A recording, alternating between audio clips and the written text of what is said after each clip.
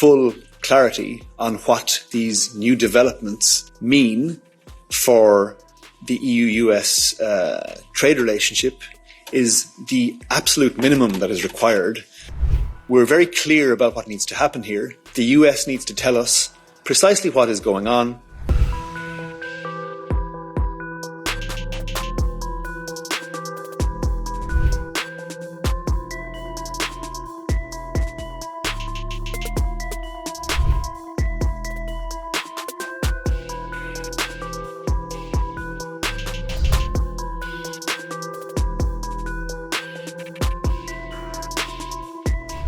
The European Union is holding off on the trade deal with the United States because it needs more clarity about U.S. tariffs after the Supreme Court struck down Trump's global tariffs, Bloomberg reported.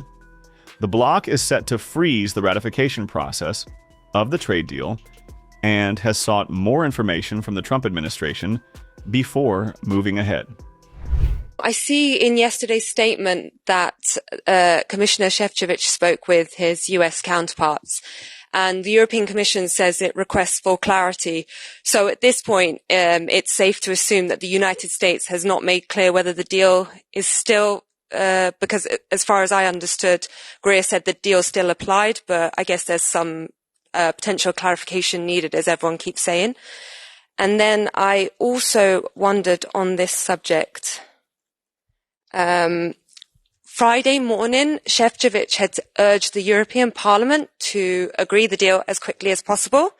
I just wanted to confirm what the Commission's position would be now, because the EP negotiators are meant to meet. So does the Commission still think the European Parliament should approve the deal as quickly as possible? Thank you. Thank you for your questions, Razier. On your first question, you answered it directly yourself. You said that additional clarity is required. And I think it's very fair to say that full clarity on what these new developments mean for the EU-US trade relationship is the absolute minimum that is required in order for us as the EU to make a clear-eyed assessment and decide on next steps. And so, as you will have seen in our statement that we put out yesterday, we are requesting full clarity. There is engagement ongoing with the US, but more is required for us to understand the full picture here. At the same time, we are talking intensively with our member states, with members of the European Parliament. So, for example, I can just to give you a flavour of the engagement and outreach that's ongoing. Commissioner Šefčovič will this afternoon participate in a meeting of the G7 trade ministers. Later this afternoon, he will participate in a meeting with member states in the co-repair configuration. And tomorrow, he will meet with MEPs on the European Parliament's Trade Committee. So we're very clear about what needs to happen here. The US needs to tell us precisely what is going on. Our intention is to honour and continue implementing the aspects of the agreement we made with the United States on our side, and by the same token, we expect them to be able to tell us precisely what is happening in order that they can continue implementing their side of the agreement. Key political groups in the European Parliament announced that legislative work on approving the deal will be suspended on February 23rd. Zdeňka Zovko, the chief trade negotiator for the European People's Party on the U.S. agreement, told Bloomberg in an interview that they have no option but to postpone the approval process in order to get clarity on the situation. According to data from the U.S. Census Bureau cited by Bloomberg, the European Union is the biggest supplier of goods to the United States, accounting for 20.2% of total U.S. imports between January and May last year, worth about $303 billion. Trump's back-to-back tariff announcements, first 10% and then 15% hike, after the Supreme Court's order striking down illegal tariffs, left American trading partners at sea and uncertain about U.S. policy. Perhaps it's a little bit too early. I realise the decision came on Friday, but can I safely assume that for the European Commission, right now it seems the best option is to stay with the deal, that the deal is the good option, because otherwise it's just going to be too much instability? No one's assuming anything here, Razier. You are right that the European Union is trying to preserve stability in the face of some substantial instability. We are trying to maintain predictability for businesses, for consumers, in the face of some substantial unpredictability. And therefore, we, as a protagonist in this saga, are staying calm. We're talking to our US counterparts. We're talking to all relevant interlocutors here in the EU and with our global partners. When we have a clear picture on precisely what the implications of the Supreme Court ruling are for the US, what steps they intend to take, what measures they intend to put in place arising from that ruling, then we will have the clarity we need to make a proper assessment and take further decisions. But to be clear, at this point in time, we do not have that. And it's not up to us to provide it. So I've mentioned the outreach and meetings in which Commissioner Šefčovič will participate. Technical level contact is, of course, ongoing. We're going to wait and see what's happening here. But getting back to the idea of predictability and stability, you've heard me say it from this podium before, that that is what is required to allow trade and investment to continue flowing forward and back across the Atlantic. And we've made very clear as well from the start of the imposition of tariffs by the US that we believe tariffs are taxes. We believe that ultimately the costs are paid for by consumers and businesses, and in this case paid for by consumers and businesses in the US. And recent comprehensive studies very much bear that perspective out. So what we're interested in is returning to a situation of stability and predictability as quickly as possible. We have a framework for doing that, which is the EU-US joint statement. And we look forward to our American counterparts explaining to us precisely what is happening so that we can return to a situation where companies in the EU and in the US can continue doing what they do best: trade, invest, create jobs, create prosperity on both sides of the Atlantic. However, this is not the first time that the European Union has halted approval. They froze it once before, after Trump threatened to annex Greenland.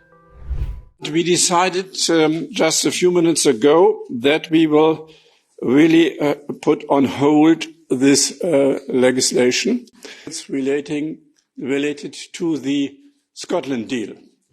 As you know, it's totally clear that there was a breaking of the Scotland deal by President Trump, announcing 10% tariff for European goods starting at the 1st of February and 25% if Greenland is not going to the United States in June. The trade deal was locked in last summer between US President Donald Trump and European Commission President Ursula von der Leyen. It was conditioned on imposing a 15% tariff rate on most EU exports to the US and removing tariffs on American goods heading to Europe. The United States also continued to impose 50% tariffs on European aluminium and steel imports. The EU accepted the uneven trade deal to avoid a major trade war with the US and to preserve American security support, especially concerning Ukraine, with plans to ratify it in March. Although the ratification process briefly resumed after Trump stepped back from the Greenland proposal, EU lawmakers added revisions, including a sunset clause. This means that even if Parliament approves the deal, it would still require further negotiations with other EU institutions. All this confusion has come back to the surface after the US Supreme Court struck down Trump's reciprocal tariffs, which sent the US president into a rage. I firmly disagree with the court's holding today. The decision might not substantially constrain a president's ability to order tariffs going forward.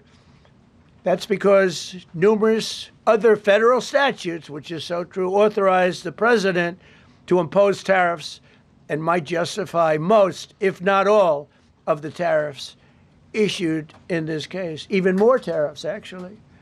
Those statutes include, think of that, those statutes include, for example, the Trade Expansion Act of 1962, Section 232.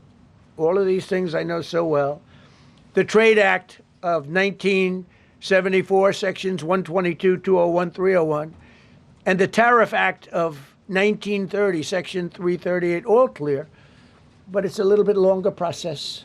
I thought I'd make things simple, but they didn't let us do that. I would like to thank Justice Kavanaugh for frankly, his genius and his great ability. Very proud of that appointment. In actuality, while I am sure that they did not mean to do so, the Supreme Court's decision today made a president's ability to both regulate trade and impose tariffs more powerful and more crystal clear rather than less. I don't think they meant that. I'm sure they didn't. It's terrible. And to think that the Democrats who oppose this only because they want to go the opposite way, they'd like to pack the court. They want to put on 21 people. They want to pack the court, pack the Supreme Court. Maybe they should do it. Maybe they would be better off if they did it. They want to pack the court. They want to do anything to hurt our country. There will no longer be any doubt, and the income coming in and the protection of our companies and country will actually increase because of this decision. I don't think the court meant that, but it's the way it is. Based on long-standing law and hundreds of victories, and even, as I was pointed out before, even thousands of victories over the years, to the contrary, the Supreme Court did not overrule tariffs. They merely overruled a particular use of IEEPA tariffs. And essentially, it's used to get a fee. I can do anything I want with IEEPA, anything. I just can't charge anybody for it. I can license, I just can't charge them. It's ridiculous, but it's okay because we have other ways, numerous other ways. The ability to block, embargo, restrict, license, or impose any other condition on a foreign country's ability to conduct trade with the United States under IEEPA has been fully confirmed by this decision. So now there's no doubt, because, there were a lot of questions about tariffs because no president was smart enough to use them to protect our country from those countries and businesses that were ripping us off. You took a look at the deficits that we had with some of these countries. It was disgraceful what they got away with for many, many decades. But now we know, because this decision affirms all those things that some people weren't sure about. In order to protect, and it says so, in order to protect our country, a president can actually charge more tariffs than I was charging in the past period of a year under the various tariff authorities. So we can use other of the statutes, other of the tariff authorities, which have also been confirmed and are fully allowed. Therefore, effective immediately, all national security tariffs under Section 232 and existing Section 301 tariffs, they're existing, they're there, remain in place, fully in place, and in full force and effect. Today, I will sign an order to impose a 10% global tariff under Section 122, over and above our normal tariffs already being charged. And we're also initiating several Section 301 and other investigations to protect our country from unfair trading practices of other countries and companies. Thank you for your attention to this matter.